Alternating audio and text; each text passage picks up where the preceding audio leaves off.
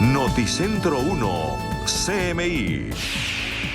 Buenas noches, bienvenidos a las noticias. Los siguientes son los 3 hechos más importantes de hoy en Colombia. Una mujer del movimiento independiente del suspendido alcalde de Medellín, Daniel Quintero, lo reemplazará en el cargo como mandataria encargada de la ciudad. Así lo anunció esta noche el ministro del Interior, Daniel Palacios, quien explicó que el gobierno nacional acata de esta manera el fallo del Tribunal Administrativo de Cundinamarca, que dejó sin efecto el nombramiento del comisionado para la paz, Juan Camilo Restrepo Gómez, como alcalde encargado. La próxima semana el ministro del Interior escogerá a la nueva alcaldesa encargada entre Andre Uribe, secretaria de Salud, Camila Villamizar, secretaria de Gobierno, y Karen Delgado, secretaria de Suministros y Servicios, que fueron ternadas por el movimiento del suspendido alcalde Quintero. Ampliación de esta noticia en nuestra emisión nacional a las 9 de la noche. Las elecciones presidenciales de este domingo 29 de mayo contarán con la vigilancia de 500 observadores internacionales que hacen parte de 8 misiones acreditadas por la organización electoral. Los jefes de las misiones de la OEA y de la Unión Europea convocaron hoy a los colombianos a votar masivamente por el candidato de sus preferencias y a denunciar ante las autoridades respectivas cualquier irregularidad de la que tengan conocimiento para evitar cualquier manto de duda sobre el resultado de los comicios. Ampliación de esta noticia en nuestra emisión nacional a las 9 de la noche. Ejemplo de honestidad en Bogotá. Un taxista devolvió más de 16 millones de pesos a una pasajera. El taxista ejemplar es Luis Alfredo Ortiz, quien, apegado a sus valores y buenas costumbres, devolvió más de $4.000 que la pasajera olvidó en su vehículo. La mujer, en lo que parecía ser una misión imposible, contactó a la empresa de taxis del aeropuerto con la esperanza de encontrar su dinero. Con cámaras de seguridad identificaron la placa y contactaron al conductor, quien revisó y resguardó el dinero, la cartera, hasta ponerlo en manos de su dueña. Este viernes el propio taxista fue el encargado de devolver el bolso con la millonaria suma. La pasajera, de nacionalidad colombiana, reconoció el gesto honesto y solidario del taxista. Ampliaremos esta noticia en nuestra emisión nacional a las 9 de la noche. Las siguientes son las noticias más importantes del mundo hoy. El gobernador de Texas, Greg Abbott, defiende las armas de fuego y ve equivocado su control. El expresidente de Estados Unidos, Donald Trump, asegura que ciudadanos decentes deben poder armarse para defenderse del mal en convención pro armas en Texas. La policía reconoció que tomó una decisión errónea al no entrar antes en la escuela primaria en Texas, donde un joven armado mató a 19 niños y 2 maestras. Adriana Reyes, mamá del tirador de Texas, asegura que su hijo no era un monstruo, pero sí agresivo. Desgarrador testimonio de niña que sobrevivió a la masacre de Texas, simulando su muerte con sangre de una amiga. Con Claudia Palacios y Margarita Ortega. El expresidente de Estados Unidos, Donald Trump, fue el invitado estrella de la convención anual de la poderosa Asociación Nacional del Rifle, que se celebra en Houston, Texas, apenas a 400 kilómetros de donde ocurrió la matanza en una escuela primaria localizada en Uvalde. Texas se convirtió hace casi un año en el santuario de las armas de fuego de la mano de 7 leyes firmadas por su gobernador, el republicano Greg Abbott, quien defendió las armas de fuego y consideró equivocado centrarse en pedir un mayor control de armas a través de la verificación de los antecedentes penales de sus compradores. So for a century and a half, 18-year-olds could buy rifles, and we didn't have school shootings, but we do now. Maybe we're focusing our attention on the wrong thing. Aseguró además que hay miles de leyes en los libros de todo el país que limitan la posesión o el uso de armas de fuego y que esas leyes no han impedido actos de la magnitud de la tragedia del martes pasado. Afirmó que no hay necesidad de revisar la legislación que firmó el año pasado, que permite a los tejanos portar armas sin un permiso. Y así vimos como el gobernador de Texas, Greg Abbott, aprobaba esta convención. Y mientras tanto, el expresidente estadounidense Donald Trump fue el invitado estrella de dicha reunión anual de la poderosísima Asociación Nacional del Rifle, que se celebra ahí, en Houston, Texas. Esto es a 400 kilómetros, muy cerca de donde ocurrió la matanza en la escuela primaria de Uvalde. La Asociación Nacional del Rifle, el lobby pro armas más poderoso de Estados Unidos, dio inicio a su convención anual tras 2 años de ausencia y la cual tiene lugar en Houston, Texas, a poco más de 400 kilómetros de la localidad en la que Salvador Ramos asesinó a tiros a 21 personas en una escuela primaria. Es por ello que la celebración de la convención no ha caído muy bien en muchos sectores y ha enardecido aún más el polarizado debate sobre el control de armas, especialmente porque el exmandatario Donald Trump fue el invitado estrella de la convención a favor de la tenencia de armas, además de un acalorado discurso defendiendo la actual legislación. The existence of evil in our world is not a reason to disarm law-abiding citizens who know how to use their weapon and can protect a lot of people. The existence of evil is one of the very best reasons to arm law-abiding citizens. Trump asegura que Estados Unidos necesita soluciones reales, no políticos y partidismo, cuando desde sus filas republicanas cuestionan a los demócratas por supuestamente politizar los tiroteos masivos al exigir leyes que regulen la tenencia de armas en la nación norteamericana. La madre y el abuelo de Salvador Ramos, el autor de la masacre en la escuela de Uvalde, expresaron su confusión y remordimiento por la matanza perpetrada por su hijo y nieto. Ambos describieron al joven como una persona callada y afirmaron que no era un monstruo. A los niños inocentes que se murieron, perdóname. Con esta dolorosa disculpa tomada por la cadena Televisa, Adriana Reyes, la madre del joven de 18 años que perpetró la masacre en una escuela primaria de Texas, también dejó en claro que para ella su hijo no era un monstruo, si bien podría llegar a ser agresivo. La mujer aseguró no saber que su hijo había comprado armas y entre lágrimas reconoció no tener palabras para poder consolar a las víctimas. No, yo no tengo palabras, no sé. Su abuelo, Rolando Reyes, también habló y para la cadena ABC News. El hombre afirmó que no sabía que su nieto había comprado armas y describió a Ramos como muy callado, y aunque reveló que en la mañana de la matanza discutió con su abuela por una factura electrónica, para él fue una riña nada significativa y no entiende por qué el joven de 18 años la atacó. La policía reconoció que tomó una decisión errónea al no entrar antes en la escuela primaria de Texas, donde este joven armado mató a 19 niños y 2 maestras y se refugió en un aula por casi 1 hora antes de que estas autoridades lo abatieran. 3 días después de que 19 niños y 2 profesores fueron asesinados a tiros en una espeluznante masacre en una escuela primaria de Texas y en medio de una ola de cuestionamientos sobre la respuesta de las fuerzas de seguridad durante la emergencia, debido a que Salvador Ramos pudo permanecer en la institución durante casi 1 hora antes de ser abatido por las fuerzas del orden, la policía reconoció que tomó una decisión errónea al no entrar antes en la institución, asegurando que habían creído que estaba trincherado solo en el aula y que no había sobrevivientes entre los alumnos. For the benefit of hindsight, where I'm sitting now, of course it was not the right decision. It was the wrong decision, period. There's no excuse for that. La respuesta tardía quedó registrada en video cuando padres de los niños de esta escuela estaban frente al lugar desesperados debido a que aún escuchaban los disparos a lo lejos pese a que toda el área estaba acordonada por oficiales, quienes se enfrentaron a una tensa situación mientras recibían insultos e incluso tuvieron que someter a una persona en medio de algunos choques. La frustración y la molestia eran tan evidente en los padres que detrás de la cinta amarilla suplicaban a los policías que entraran o les permitieran entrar a ellos mismos para encargarse de la situación. Y mientras tanto se siguen conociendo las historias de estudiantes que sobrevivieron al tiroteo en la escuela de Uvalde, Texas. Una niña de 11 años reveló que se untó con sangre de un compañero para parecer muerta y evitar ser asesinada. Una de las niñas sobrevivientes de la masacre en la escuela primaria Ruff en Uvalde, Texas, Mía Cerrillo, de 11 años, se hizo pasar por muerta untándose sangre de una amiga. Mía y una compañera de ella cogieron el celular de su profesora, que estaba muerta, y llamaron al 911 para pedir ayuda. La menor de 11 años, aunque fue una de las sobrevivientes, fue alcanzada por fragmentos de las balas en su espalda, hombros y en la parte posterior de su cabeza. Mía lucha para superar el trauma y sus padres han iniciado una campaña para conseguir dinero y pagar su terapia.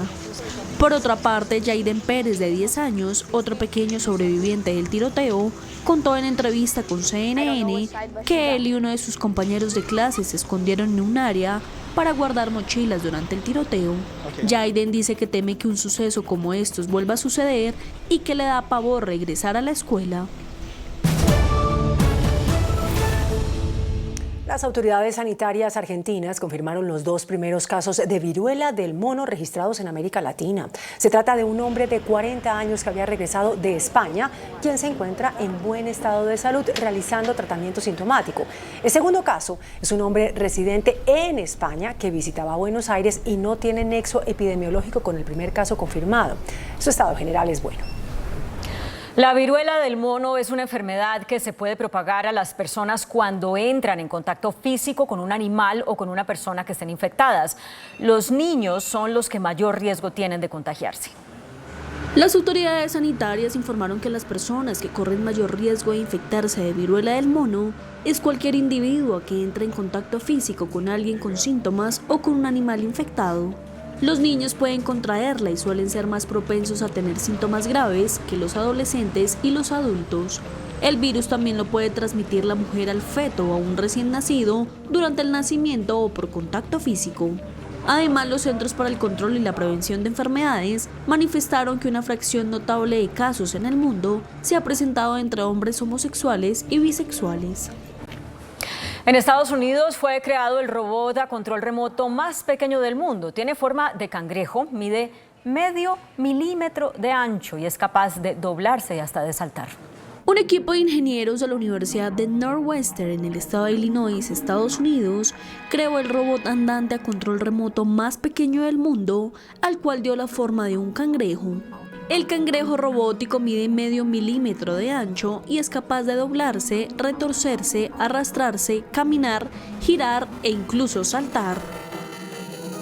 Este tipo de robots submilimétricos pueden ser utilizados como herramientas para procedimientos quirúrgicos mínimamente invasivos en medicina clínica o como vehículos para manipular células y tejidos en investigación biológica.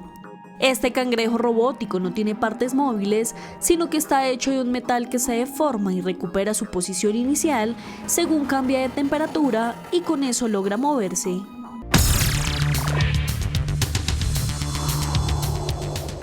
Muy buenas noches.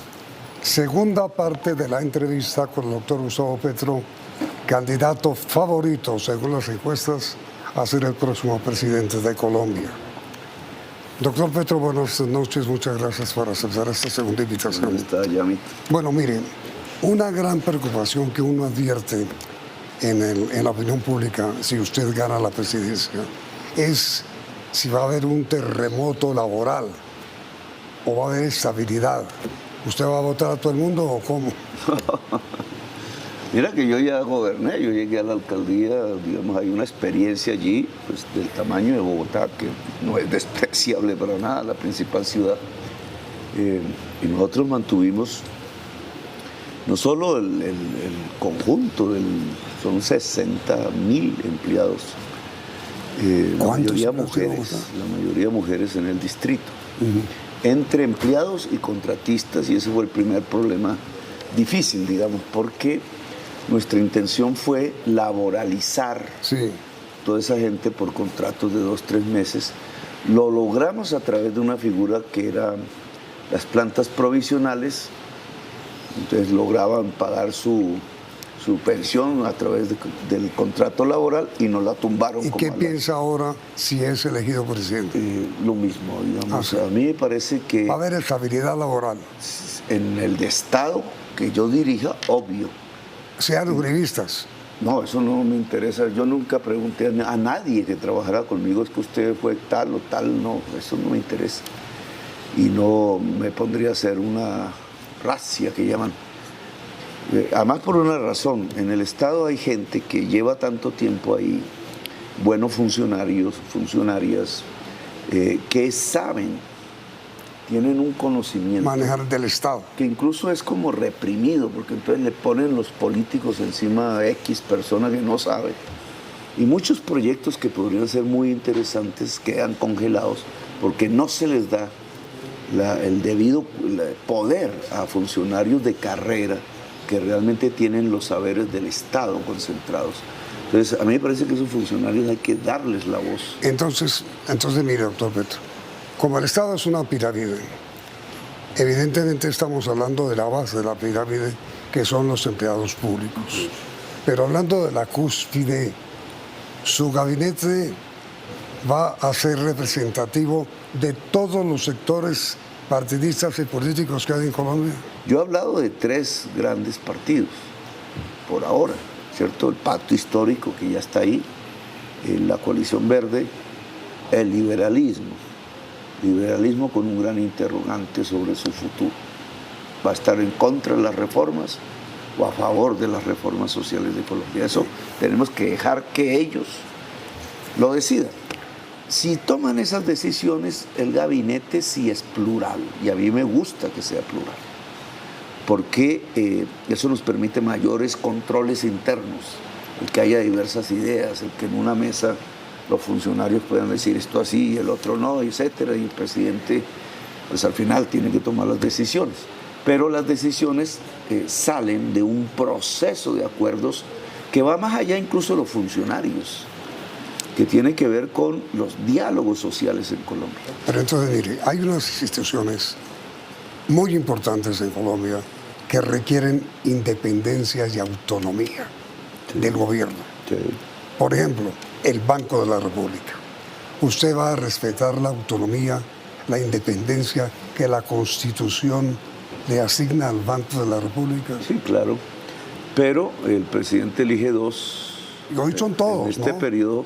Ese es un buen tema. Oye, mire, la Constitución estableció eso para evitar que la Junta Directiva estuviera manejada por el gobierno. Exacto. Pero hoy todos son del gobierno. ¿Cómo va a hacer usted para recuperar el espíritu de la Constitución en la integración de la Junta Directiva del banco? Sí, ese es el problema de la reelección. Hoy el Banco de la República no es independiente.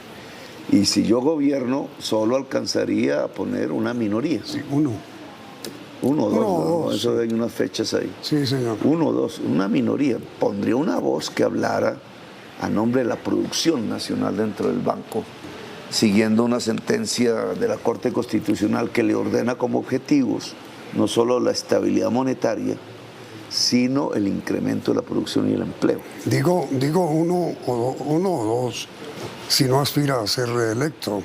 Es decir, no, lo digo en serio.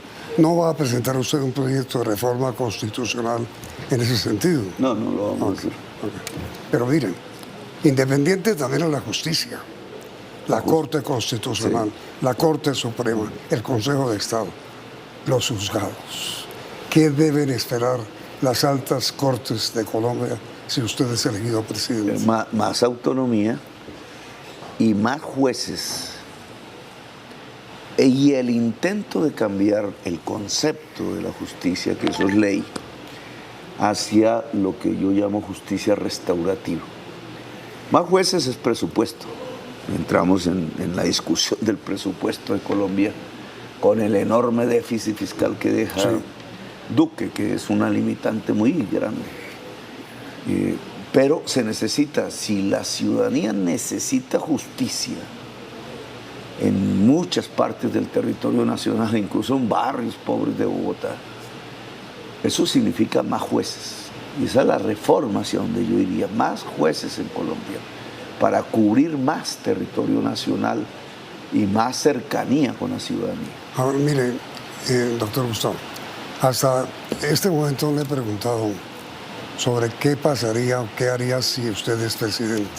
Ahora, después de comerciales, respóndame, ¿qué hará si usted no es presidente?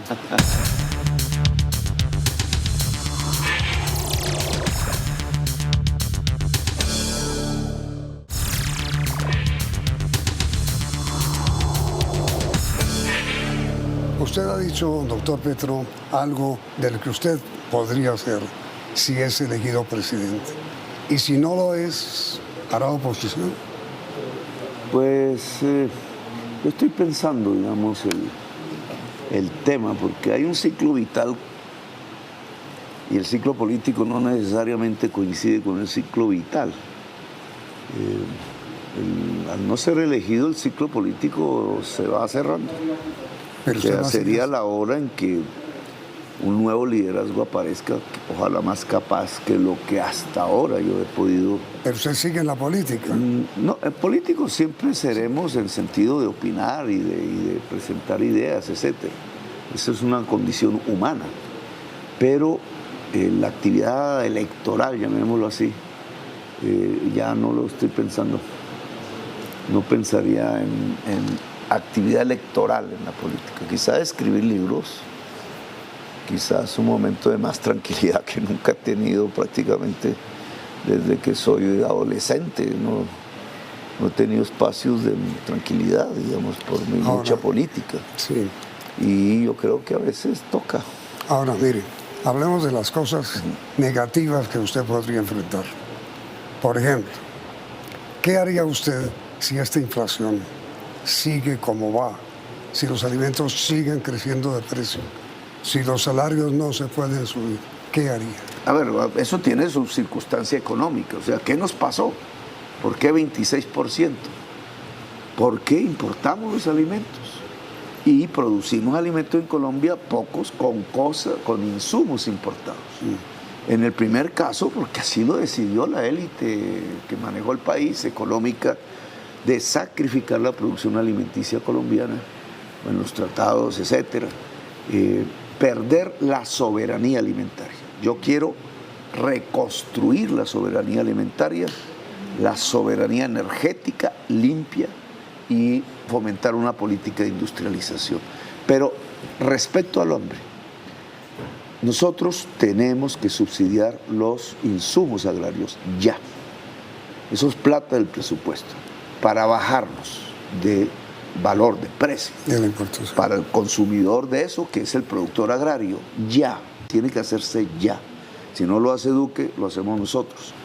En el tema fertilizantes, que crecieron su precio, porque además de que se cae el peso de 2.000 a 4.000, los importamos de Rusia, con todo el problema, eso triplicó el precio de los fertilizantes, y los importamos porque el gobierno quebró la empresa Monómeros, que producía la mitad en Barranquilla.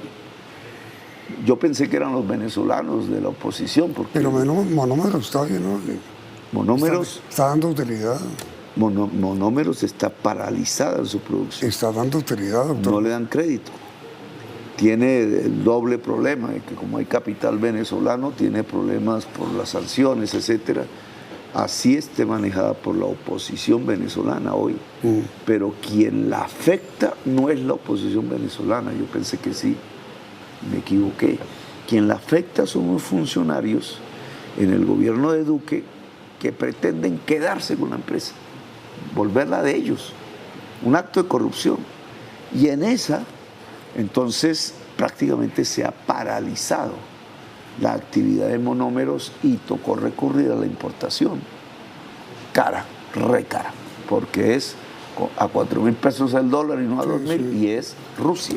Pero mire. Lo segundo es comprar cosechas de inmediato. Es el IDEMA. Hay una institución que me podría servir, la creó el gobernador de Cundinamarca. El IDEMA se acabó. Por eso hay una institución en Cundinamarca que es similar al IDEMA. El gobernador, la asamblea crearon un instituto que compra cosechas y vende. Lo que hacía el IDEMA, vende o subsidia. ¿Usted resucitaría el IDEMA? Sí, el IMAT, el IDEMA, ICA, el INCORA. ¿Van a volver? Caminos vecinales. ¿Van a volver con usted? Van a volver porque hay que reconstruir la institucionalidad del campo colombiano que acabaron. El IMAD eran los distritos de riesgo. Pero entonces, a ver, usted anuncia las cosas que van a volver y ha anunciado también las cosas que van a terminar o que va a reformar. ¿Cómo es el asunto que usted tiene en la cabeza? ¿Cómo trabaja con las CPIs? Las CPS. Sí. Bueno, está la ley 100, 1993. Yo estoy en contra de esa ley. Sí. Pues fue mi primer periodo parlamentario. Eso no se supo mucho, pero así fue. En ese entonces planteamos la discusión. Ya ha pasado mucho tiempo y hoy se puede evaluar. Sí. Entonces, en salud, porque es salud y pensiones. En salud somos el penúltimo en la OCDE en evitar enfermedades, en evitar mortalidades que se podían evitar. Pero es que es su salud preventiva. Bueno, entonces lo primero que tenemos que hacer en el modelo que estoy proponiendo de salud es construir un sistema público de medicina preventiva y predictiva en Colombia. Esos son centros de atención primaria. ¿Pero es también resucitar el Seguro Social? No, eso no tiene. No, el Seguro Social no hacía medida. Eso no se ha hecho en Colombia, sino algunos alcaldes. Pero las EPS que existen hoy, como existen, van a seguir. Bueno, pero entonces vamos por partes. Primero, un gran modelo de prevención de salud. A mí me parece esto lo prioritario. Eso implica agua potable, porque hace parte de este tema. Eso implica mejorar aires. Eso implica nutrición. Acabamos de hablar del tema. Si no hay nutrición, lo que hace es crecer la enfermedad. Y médicos y médicas llegando a los hogares de Colombia, así sea por allá, Nazaret, Guajira.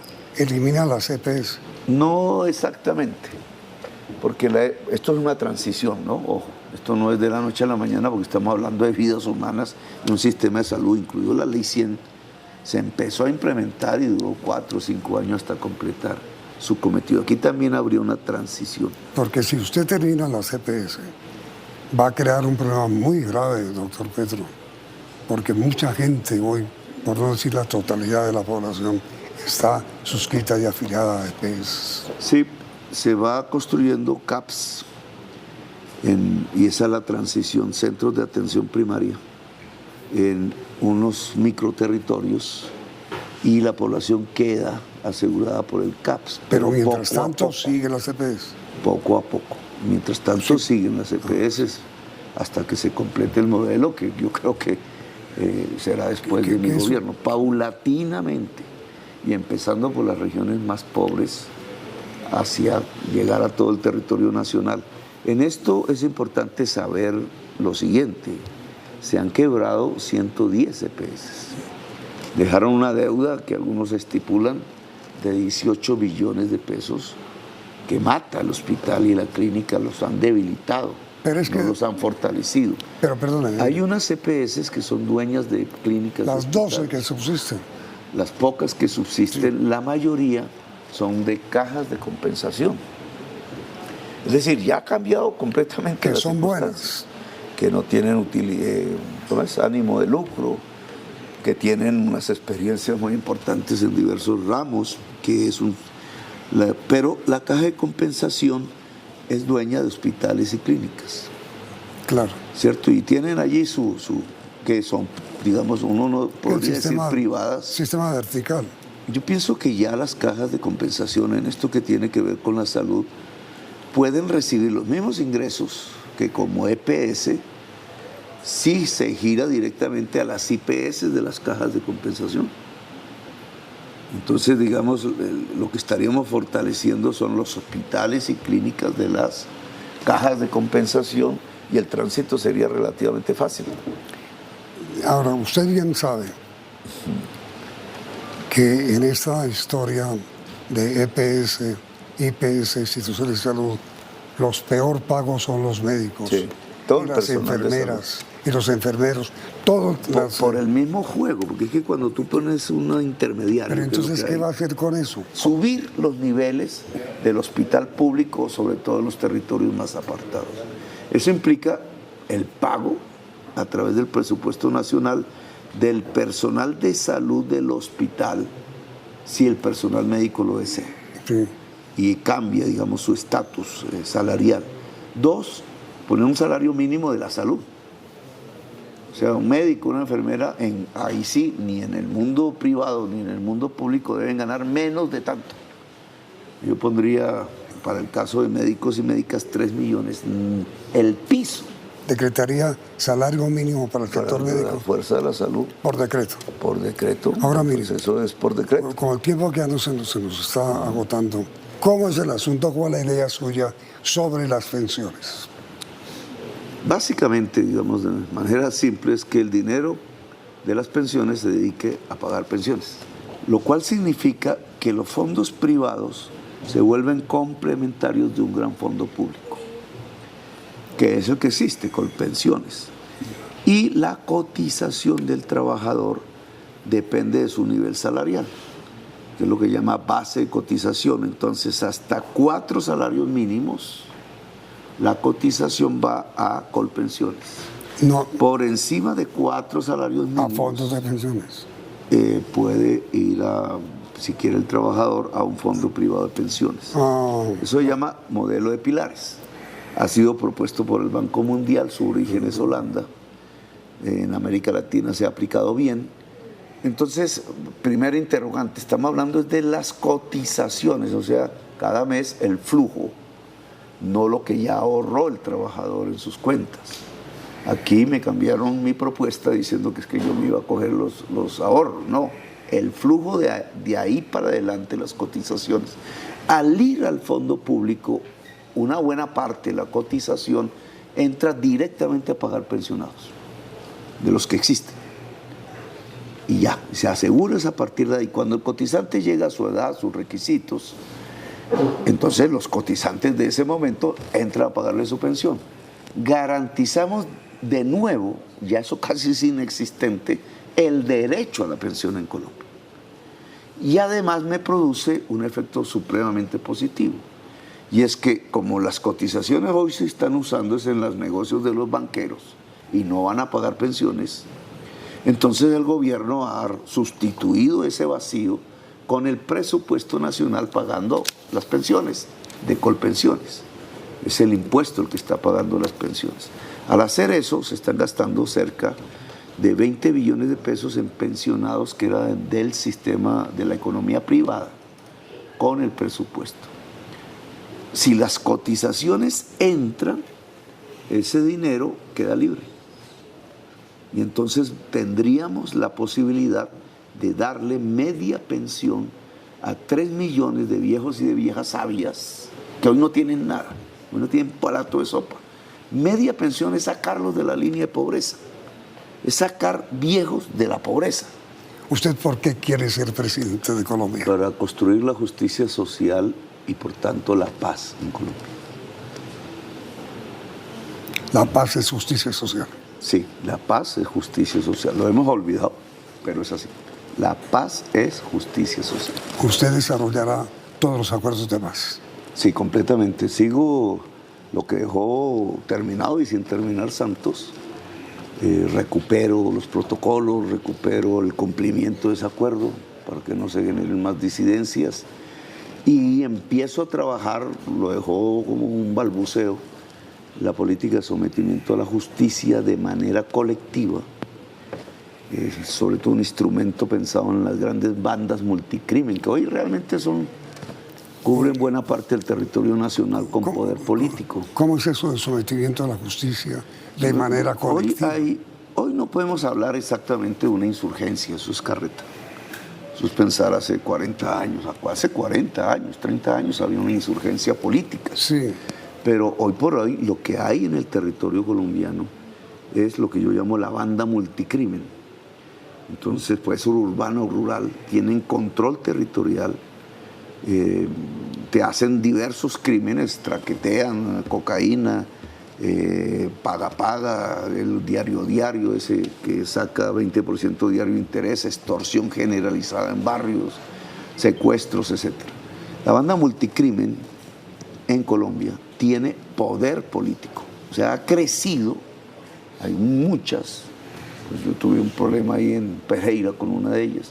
Crecen, acaba de ver la fuerza del clan del Golfo. Crecen porque tienen poder político. Al tener poder político, que es crimen y política juntas, logran poner bajo nómina, por ejemplo, la policía, logran impunidades a través de influencias políticas, logran acuerdos electorales incluso con políticos determinados. Eso hace que sean difíciles, porque el mismo Estado pierde la fuerza para combatirlas. Ellas tienen control sobre población, 3 núcleos poblacionales: los campesinos productores de hoja de coca, los consumidores en general, que podrían ser separados de los jíbaros, que es la cadena que lleva a estas organizaciones, si hubiese otro tipo de política hacia el consumidor de drogas que no sea el calabozo. De esto yo hice ensayos en Bogotá. ¿La teoría de qué? Buenos. Y el tercero es la economía popular, que es quizás el núcleo de población más grande que dominan a través de un crédito que llaman el gota a gota, 20%, ahí lavan los dólares y controlan la economía popular casi como un vampiro, que también se podría quitarles esa influencia con un sistema de crédito público, cooperativo. La banca privada no mira la economía popular, pero el Estado sí puede.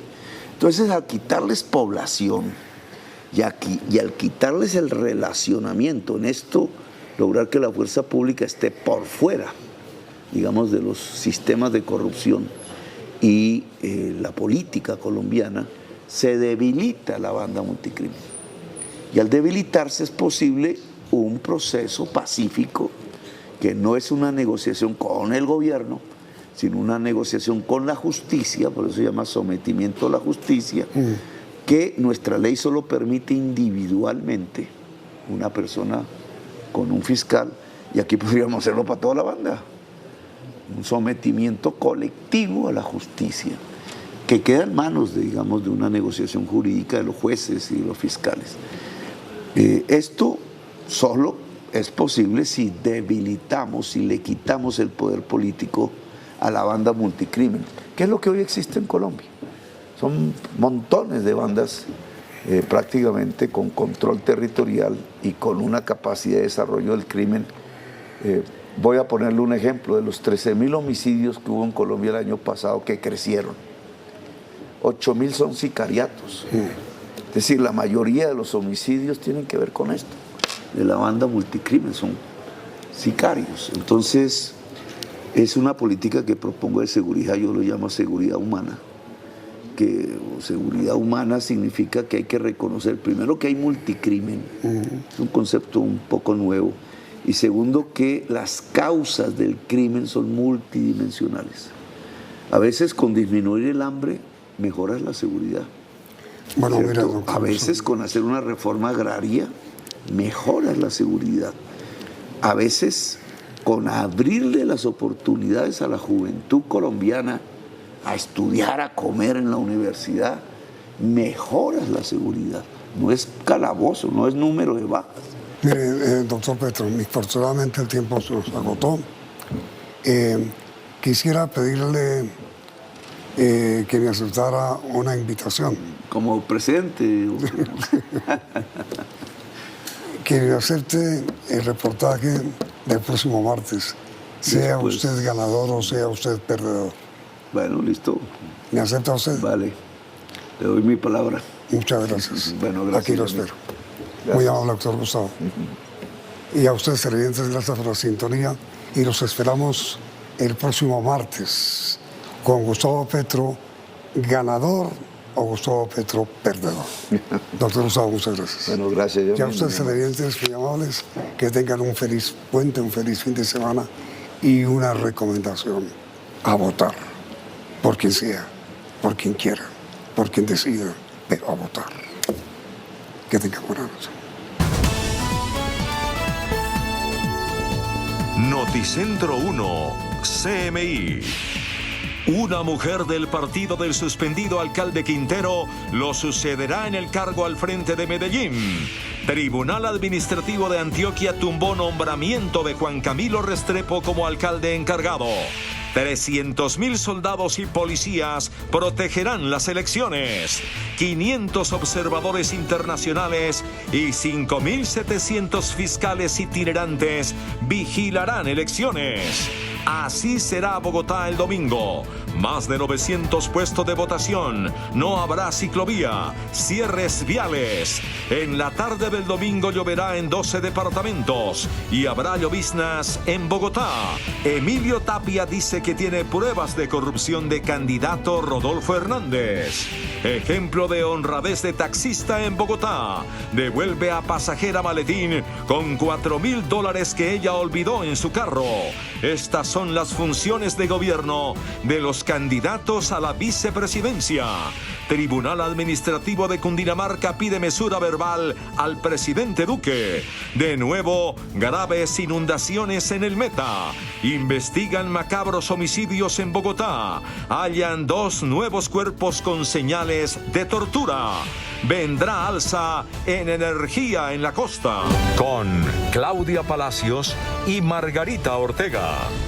Iniciamos nuestra segunda hora de noticias. Una mujer del movimiento independiente del suspendido alcalde de Medellín, Daniel Quintero, lo reemplazará en el cargo como mandataria encargada de la ciudad. Así lo anunció esta noche el ministro del Interior, Daniel Palacios, quien dijo que el gobierno acata el fallo del Tribunal Administrativo de Cundinamarca que dejó sin efecto el nombramiento del actual comisionado para la paz, Juan Camilo Restrepo Gómez, como alcalde encargado. Yo sí creo. El fallo del Tribunal Administrativo de Antioquia, que dejó sin efecto el nombramiento de Juan Camilo Restrepo Gómez, comisionado de paz, como alcalde encargado de Medellín, lo que provoca es que una de estas 3 mujeres será la alcaldesa encargada también de la capital antioqueña. Andrea Uribe, secretaria de Salud, Camila Villamizar, secretaria de Gobierno, y Karen Delgado, secretaria de Suministros y Servicios, fueron ternadas por el movimiento Independientes, por el cual fue elegido Daniel Quintero como mandatario de Medellín. El Gobierno Nacional dijo esta noche, por medio del ministro del Interior, que la próxima semana comenzará las entrevistas de las 3 funcionarias para saber a quién nombra el presidente de la República. La próxima semana avanzaremos con las entrevistas para que el señor presidente de la República pueda tomar la decisión de quién será el alcalde designado como consecuencia de la terna que ha sido enviada. El Gobierno Nacional siempre actúa dentro de la Constitución y dentro de la ley. El ministro del Interior recordó que el nombramiento que se hizo en su momento de Juan Camilo Restrepo Gómez como mandatario encargado fue por la suspensión de la Procuraduría al alcalde titular Daniel Quintero. Se hizo bajo las mismas normas, procedimientos y reglas vigentes y aplicables para casos como este. El ministro del Interior dijo que ya las 3 funcionarias que buscan ser la alcaldesa encargada de la capital antioqueña entregaron los documentos respectivos en su despacho. El suspendido alcalde de Medellín, Daniel Quintero, celebró la decisión del Tribunal de Antioquia que dejó sin efecto el nombramiento del alcalde encargado Juan Camilo Restrepo. Hoy Medellín quedó nuevamente sin alcalde. Este auto del Tribunal Administrativo de Antioquia anuló a Juan Camilo Restrepo como encargado por no pertenecer al movimiento Independientes del alcalde Daniel Quintero, elegido por voto popular. En la Alpujarra realizaron un plantón para celebrar la decisión. Su propósito no era otro que dañar nuestro plan de desarrollo, pero además porque se fue a reunir, en lugar de reunirse con el gabinete, se fue a reunir con ProAntioquia, con la Cámara de Comercio y con el Comité Intergremial a decir que iba a devolverle EPM y en general que iba supuestamente a reinstitucionalizar la ciudad mientras le hacían un golpe a la democracia y a la institucionalidad de Colombia. Quintero denunció que Restrepo como encargado al parecer ya tenía lista la insubsistencia de todos los secretarios del gabinete. Más de 300.000 miembros de la fuerza pública ya están ubicados en los alrededores de los puestos de votación para garantizar la seguridad durante la jornada electoral. En 50 municipios se concentran los mayores riesgos. En las principales vías del país y en los alrededores de los lugares de votación ya es evidente el incremento de los controles de seguridad por las elecciones. Las fuerzas militares y la policía están en los 12.500 puestos de votación. El ministro de Defensa confirmó que en varios municipios hay presiones de grupos armados a los electores. Se identificaron acciones muy focalizadas de constreñimiento electoral por parte de grupos armados organizados. En el caso de del ELN, en 7 departamentos, en 4 municipios especialmente, se identificaron acciones de constreñimiento. En el caso de las disidencias de la FARC, en 7 departamentos y en 22 municipios, y en el caso del Clan del Golfo, en 3 departamentos, en 3 municipios. Según la Defensoría del Pueblo, en 290 municipios hay graves riesgos de seguridad. Según el gobierno, el mayor riesgo se concentra solo en 50 municipios. En todos esos municipios, en las veredas especialmente focalizadas, se hicieron despliegues adicionales de nuestra fuerza pública con el fin de garantizar que esas denuncias no se materialicen y por el contrario, los colombianos en esas áreas rurales puedan salir a votar libremente porque tienen la protección de la fuerza pública. Muchos de los municipios en riesgo están en Antioquia. Hemos priorizado los municipios de Remedios, Segovia, Anorí, El Bagre, Cáceres, Tarazá, Valdivia y Tuango en el departamento de Antioquia. Los otros municipios en alto riesgo están en Bolívar, Córdoba, Norte de Santander, Arauca, Cauca, Chocó, Tolima, Valle del Cauca, Putumayo y Caquetá. Las 8 misiones internacionales de observación que llegaron al país para vigilar las elecciones de este domingo 29 de mayo cuentan con 500 observadores, en su mayoría embajadores y otros funcionarios diplomáticos que harán presencia en los 32 departamentos del país. En Colombia ya hay más de 500 observadores internacionales de diferentes misiones, de la OEA, la Unión Europea y otras 6 que han sido admitidas e inscritas por la organización electoral, además de las invitadas por partidos políticos. Los observadores, tras reunión con candidatos presidenciales y campañas y el gobierno nacional, hacen un llamado a los colombianos para que voten en paz y sea fortalecida la democracia colombiana este 29 de mayo. Alentamos por sobre todo la participación ciudadana en el ejercicio de su derecho constitucional de elegir a sus autoridades. El trabajo de estos observadores se hace en los 32 departamentos y en los 1.103 municipios del país. Nuestros equipos y la Unión Europea trabajarán con más de un centenar de observadores esta jornada electoral de este domingo trascendental para el país y para el futuro de Colombia. En unas elecciones presidenciales con tantos interrogantes, la voz y los ojos de la comunidad internacional son fundamentales para la transparencia del voto. Por su parte, la Fiscalía ya tiene todo listo para atender posibles hechos que alteren la jornada electoral del próximo domingo. En total, 5.700 fiscales estarán ubicados en diferentes regiones del país, de acuerdo con el mapa de riesgo electoral, y desde allí atenderán los diferentes hechos que pudieran alterar los comicios o que representen riesgo de corrupción electoral. Adicionalmente, se contará con apoyo del CTI para atender inmediatamente cualquier delito reportado. La Fiscalía adelanta actualmente 573 procesos por delitos electorales, 564 están en etapa de indagación, 5 en investigación y 4 en etapa de juicio. Los delitos más investigados son la compra de votos y el constreñimiento al sufragante. También se está investigando 23 posibles conductas ilícitas en contra de los candidatos a la presidencia y a la vicepresidencia de la República. En Bogotá está listo el dispositivo de seguridad y logística para las elecciones del domingo. Habrá cierres viales, no habrá ciclovía. Estarán cerrados los senderos ecológicos y el lunes operará pico y placa de ingreso a la ciudad. Desde este viernes se activó la logística para la instalación de más de 14.000 mesas de votación en Bogotá.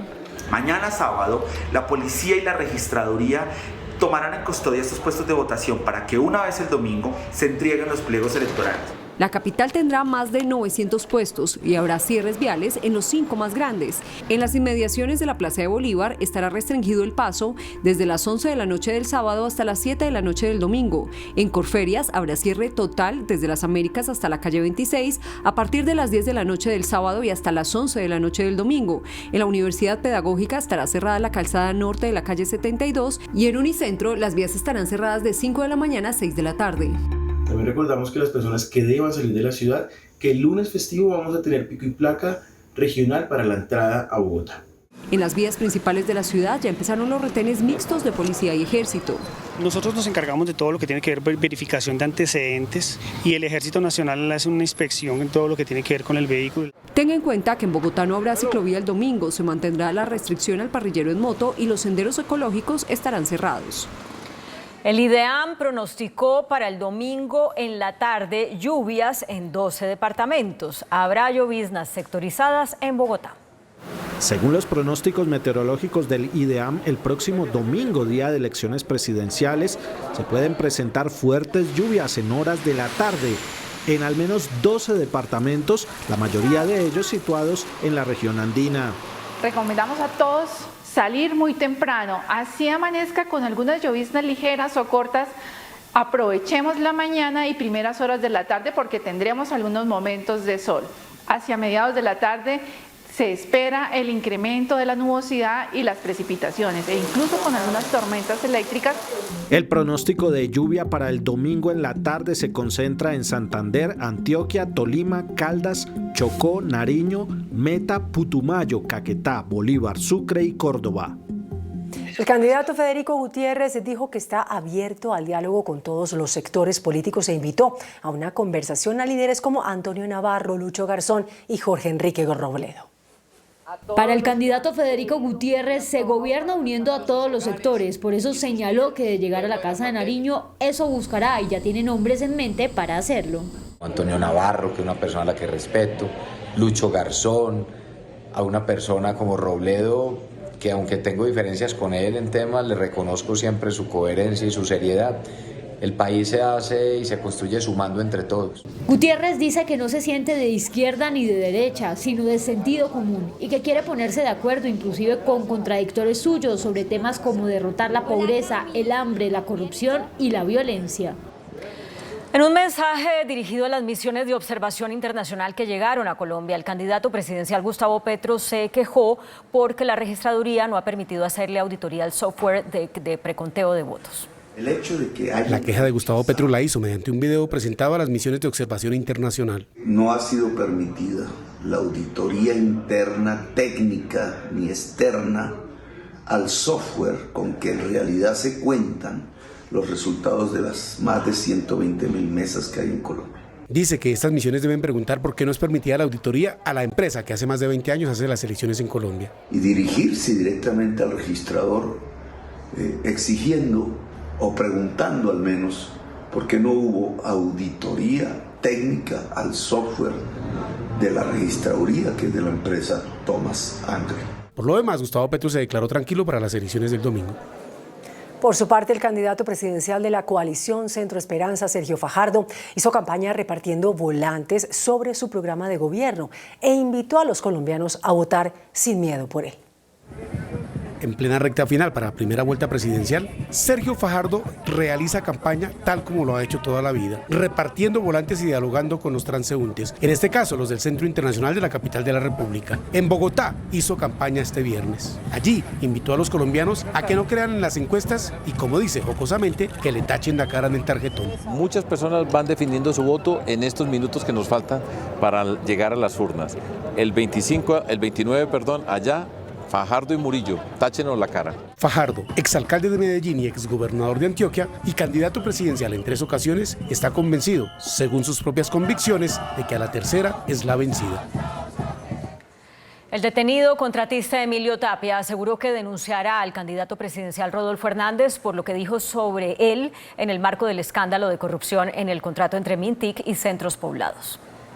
El cuestionado empresario Emilio Tapia, condenado por el carrusel de contratos de Bogotá y procesado por el caso de Centros Poblados, anunció que denunciará por injuria y calumnia al candidato presidencial Rodolfo Hernández. La razón, unas declaraciones de Rodolfo Hernández acusando a Tapia de haberse robado los 70.000 millones del contrato de Centros Poblados y de tener 70 contratos con el Estado. A través de una carta, los abogados de Emilio Tapia aseguran que este tiene información de los actos de corrupción que llevaron a juicio a Rodolfo Hernández por el caso Vitalogic.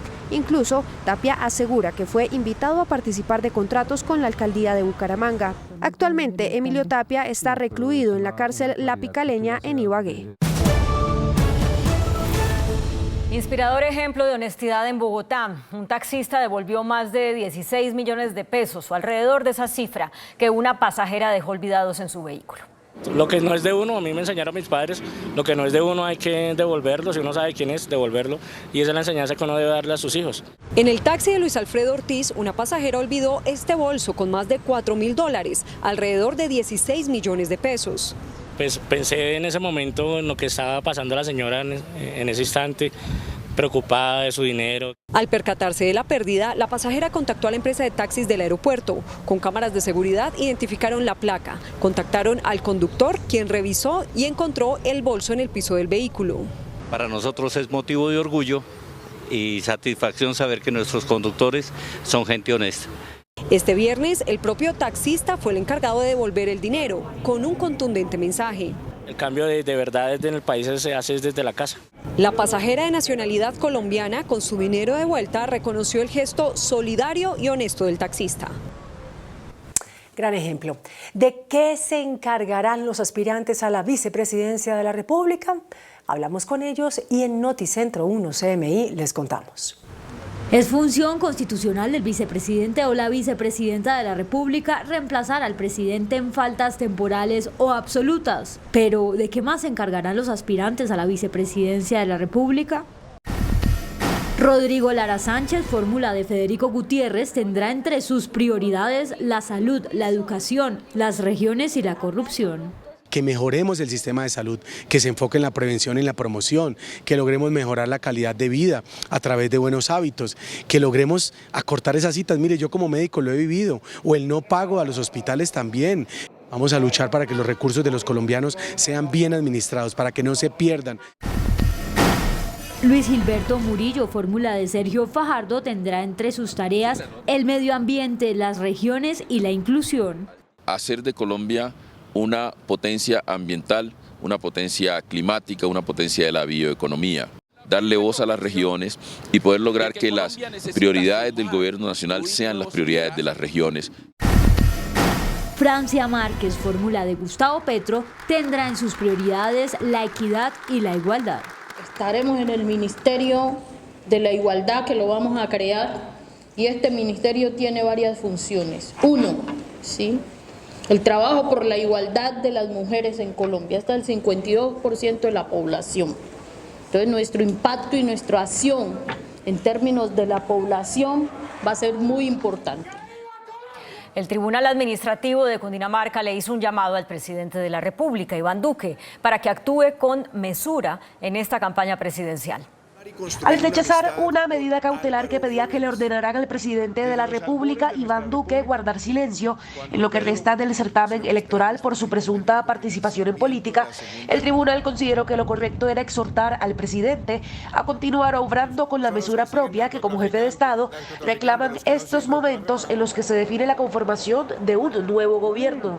Una invitación a que el presidente lleve a cabo en estos tiempos tan difíciles, pues una mayor mesura en la dirección de los destinos y particularmente en las intervenciones en los medios, haciendo o ejerciendo sus funciones. Y hay algún momento donde pareciera tomar balanza o inclinarse, pero alcanza como a obrar con cierto recato.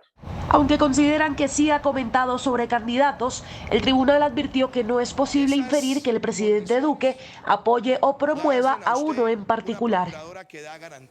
El presidente del Congreso de la República, Juan Diego Gómez, reiteró sus críticas contra el registrador nacional Alexander Vega, quien dijo ayer que lo iba a denunciar penalmente por sus afirmaciones sobre fraude en las elecciones legislativas. El presidente del Congreso, Juan Diego Gómez, insiste en que el registrador le debe muchas explicaciones a Colombia por el resultado de las elecciones legislativas del pasado 13 de marzo. Y dice que espera que para las elecciones presidenciales esos errores hayan sido corregidos. Esperamos que Colombia tenga unas elecciones transparentes, que el señor registrador no quiera distraer este debate y esta discusión en una pelea personal, porque lamentablemente cuando yo he hecho referencias a los debates de control político, a la exigencia de las elecciones, no lo estoy haciendo como presidente del Congreso. Eso no hace parte de las funciones del Congreso, lo hago como ciudadano colombiano y como senador de la República. El presidente del Congreso manifestó que si efectivamente el registrador lo denuncia penalmente, como lo anunció este jueves, él se defenderá en los estrados judiciales. Nuevas emergencias provocaron las inundaciones por el desbordamiento de ríos en el Meta. En alerta roja se encuentra el departamento del Meta y su capital por la ola invernal que azota esta parte del país. Un nuevo desbordamiento del río Guatiquía inundó 4 barrios de Villavicencio, dejando damnificadas a más de 150 familias. Anoche cuando nos dimos cuenta, el agua acá.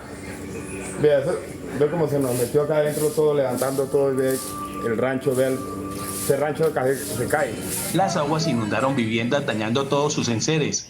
20 familias fueron llevadas a albergues provisionales. Subirnos a la retroexcavadora porque ahí pensamos que salvaguardaríamos nuestra vida. Igualmente las lluvias provocaron el desbordamiento del río Guamal, afectando a 100 familias de varias veredas. La gobernación del Meta y la alcaldía de Villavicencio declararon la calamidad pública para poder atender la emergencia. La Justicia Especial para la Paz expulsó a un excomandante de las disidencias de las FARC en el departamento del Huila 3 años después de su rearme. Domingo Ramos fue capturado en 2020 por el ejército, señalado de comandar un grupo disidente que extorsionaba en el Huila. La JEP lo mantuvo acogido hasta que comprobó que incumplió el acuerdo de paz. La Sala Penal del Tribunal Superior de Bogotá condenó en fallo de segunda instancia a 7 años y 6 meses de prisión al exconcejal de Bogotá, José Juan Rodríguez, por su participación en el carrusel de la contratación de Bogotá. El tribunal revocó la absolución que había hecho un juez de conocimiento al exconcejal y ordenó su inmediata captura. Según el fallo del exconcejal, movió sus influencias para la cesión irregular del contrato para la fase 3 de Transmilenio.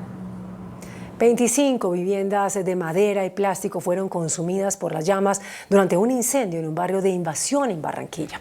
En promedio, en cada vivienda habitaban 8 personas. No se sabe cómo inició el fuego. Lo cierto es que en cuestión de minutos las llamas acabaron con todo. Los afectados perdieron sus pocas pertenencias, ropa, mascotas, animales de cría y documentos. Un helicóptero que era usado para paseos turísticos en La Guajira se precipitó a tierra en hechos que son materia de investigación por parte de las autoridades. Los 6 pasajeros y el piloto, que quedaron levemente heridos, fueron remitidos a centros asistenciales de la zona.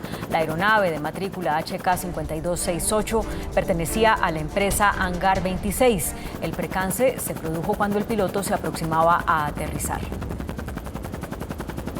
El gobierno respondió esta noche al estudio de la Universidad del Rosario sobre las falencias de la política ambiental de este gobierno. Al responder a un estudio de la Universidad del Rosario que critica la gestión ambiental del actual gobierno, el ministro Carlos Correa destacó sus logros como el impulso de una nueva ley contra delitos ambientales. Hoy tenemos una ley de acción climática que define unas acciones claras para los próximos 30 años en nuestro país. Un gobierno que se propuso en el año 2020 sembrar 180 millones de árboles al año 2022 y que ya hemos superado los 123 millones de árboles. Dijo que la política ambiental también se enfocó en la generación de empleos. A través del sistema de pago por servicios ambientales, de la construcción de viveros. Destacó la protección de los bosques. Para cuidar y proteger nuestra Amazonía y nuestros bosques en Colombia. La Federación Médica Colombiana reveló que el 85% de los profesionales de la salud están mal remunerados y sin estabilidad laboral. El presidente de la Federación Médica Colombiana se refirió a la propuesta planteada por el candidato Gustavo Petro sobre un salario base para los médicos y contratos estables. Un médico, al terminar su formación universitaria y prepararse para el servicio social obligatorio o medicina rural, llamada comúnmente también, no debe ganar menos de 3,5 a 4 millones de pesos. El 85% de los médicos están mal remunerados. Hay descarados que ofrecen desde 800.000 pesos mensuales por debajo del salario mínimo. Se puede establecer un nivel por debajo del cual no se pueda contratar a ninguno de los profesionales y técnicos porque se estaría precarizando y se estaría continuando con la explotación del personal de la salud. Fueron encontrados otros 2 cuerpos con signos de violencia en el centro de Bogotá. En las calles de las localidades Los Mártires y Antonio Nariño. El primero en la Plaza España y el segundo en el barrio Policarpa. Ambos tienen impactos de arma de fuego. Ya son 16 los cadáveres encontrados en la capital. Según las autoridades, estas muertes están relacionadas con disputas entre bandas de narcotráfico. El precio del petróleo subió, se ubica por encima de los $115 el barril, lo que provocó una leve caída en el precio del dólar. En una semana enmarcada por la alta volatilidad, el precio del petróleo presentó un alza, siendo nuevamente protagonista en la jornada de este viernes. La disminución de inventarios en el mundo y la incertidumbre impulsaron al alza la cotización del crudo. El resultado tuvo efectos en la tasa de cambio, lo que ocasionó una nueva caída en el precio del dólar. La divisa se ubicó entre 1.912 pesos con una disminución de 18 pesos. El petróleo también se benefició del Brent subiendo el 1%. Y si vamos ahora al plano colombiano, vemos a un índice de la bolsa que se benefició de ese incremento internacional. La bolsa cerró con una ganancia de 1,57% en 1.532 unidades. La tendencia se mantendría la próxima semana. Un informe del Banco de la República revela un crecimiento récord en la inversión extranjera durante este año. Según la balanza cambiaria y movimiento de capitales del Banco de la República, la inversión extranjera neta se duplicó y para el mes de abril alcanzó 4.259 millones de dólares, lo que representó un alza del 102%. La inversión directa de capitales registró 4.228 millones de dólares para un incremento de 72,3%. Colombia se mantiene en el radar de los inversionistas. Especialmente vemos llegando de manera muy rápida y muy contundente a los fondos de capital privado. La mayor inversión llegó al sector petrolero y de minería, aunque se presenta una positiva cifra en diversificación. Hay oportunidades, en el sector salud, en el sector tecnológico. Se están buscando oportunidades en el sector de energías alternativas, con todo este tema del hidrógeno verde, etcétera. Se confía en la seguridad jurídica en materia de inversiones de cara a la llegada de un nuevo gobierno. El Ministerio de Transporte denunció un alarmante aumento en el número de motocicletas que circulan por el país sin el seguro obligatorio de accidentes y sin revisión técnico-mecánica. Las cifras del Registro Único Nacional de Tránsito muestran que el sector de vehículos, las motocicletas, presentan las mayores cifras de evasión en el país. De esta manera, el 61% de las motos no cuentan con el seguro obligatorio automotor de tránsito SOAT, es decir, más de 6.3 millones de estos vehículos. Asimismo, el 71% no tienen revisión tecnomecánica, unos 6.4 millones de motocicletas. El gobierno anuncia medidas y fortalecimiento de los controles a los centros de diagnóstico a través de la Superintendencia de Transporte. Las tarifas de energía en algunas regiones de la costa atlántica seguirán subiendo, así lo reveló la Superintendente de Servicios Públicos, Natasha Avendaño. Oscuro es el panorama de los habitantes de los departamentos de Córdoba, Sucre, Bolívar y Cesar en lo que a servicios de energía se refiere. Cuando pensaban que con la llegada de Afinia las tarifas de servicio bajarían, ha sido todo lo contrario, pues se han incrementado mensualmente y será por 5 años. Y la comisión más o menos en junio del año pasado le dice, estos son los cargos, es decir, estas son las tarifas. E inician ellos, tienen la libertad de iniciar la aplicación de esas nuevas tarifas. O mediante un esquema de opción tarifaria que es un aumento lento, pero permanente, llamémoslo así, gradual de la tarifa. Agregó que de los cambios tarifarios ordenados por la Comisión de Regulación de Energía y Gas, CREP, depende la mejora en los servicios de energía. El índice de capitalización de la bolsa, que mide el comportamiento de las 20 principales acciones, cerró al alza. El índice selectivo MSCI Colcap de la Bolsa de Valores de Colombia subió 1,57% a 1.532 puntos. La acción de Nutresa fue la que más subió, con una valorización de 7,78% a 40.590 pesos. La acción de Construcciones El Cóndor fue la que más bajó, con una pérdida de 10,65% a 603 pesos con 10 centavos. La acción más negociada de la jornada fue la de Preferencial Bancolombia, al movilizar más de 22.000 millones de pesos, con una variación positiva de 3,55% a 39.700 pesos. El dólar cerró a la baja. Indicadores económicos en Noticentro 1 CMI. La tasa representativa del mercado, que regirá hasta el próximo lunes, será de 3.912 pesos con 34 centavos. Los profesionales del cambio compran la divisa en promedio en 3.860 pesos y la venden en 3.910 pesos. Un euro cuesta 4.222 pesos con 50 centavos. La libra de café en Nueva York se cotizó a $2 con 29 centavos. El azúcar se transó en 19,62 centavos de dólar la libra. El barril de petróleo WTI se cotizó en $115 con 7 centavos. La referencia Brent para Colombia se cotizó en $115 con 32 centavos. Una acción de Ecopetrol cuesta 2.999 pesos.